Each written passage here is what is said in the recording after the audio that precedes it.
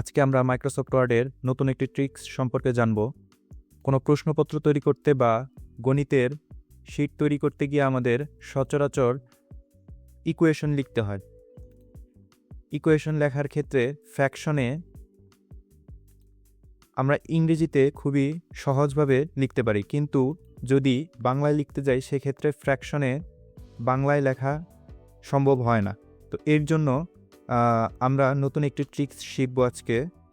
প্রথমে ইনসার্ট থেকে আমরা ইকুয়েশন সিলেক্ট করব। ইকুয়েশন সিলেক্ট করা হলে সেখান থেকে আমরা ফ্র্যাকশন সিলেক্ট করব। ফ্র্যাকশন থেকে আমরা স্ট্যাক ফ্র্যাকশন নিয়ে নিব। এখানে প্রথমেই উপরের বক্সটিকে সিলেক্ট করে কনভার্সন থেকে টেক্সট সিলেক্ট করব। টেক্সট সিলেক্ট করা হলে আমরা উপরের টপ বার থেকে বিজয় বায়ান্নর এখানে ইংলিশ থেকে বিজয় ক্লাসিক সিলেক্ট করে নিব এবং হোম মেনু থেকে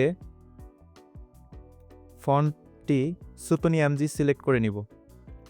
এরপর আমরা যদি বাংলায় টাইপ করি বিজয় বায়ান্নতে, তাহলে দেখব লেখাটি বাংলায় হবে। যেমন আমি লিখছি আমার নাম।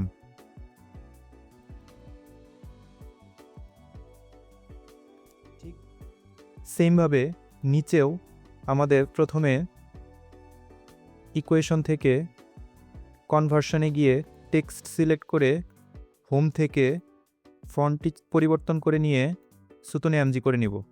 এরপর লিখব আমাদের দ্বিতীয় লেখাটি।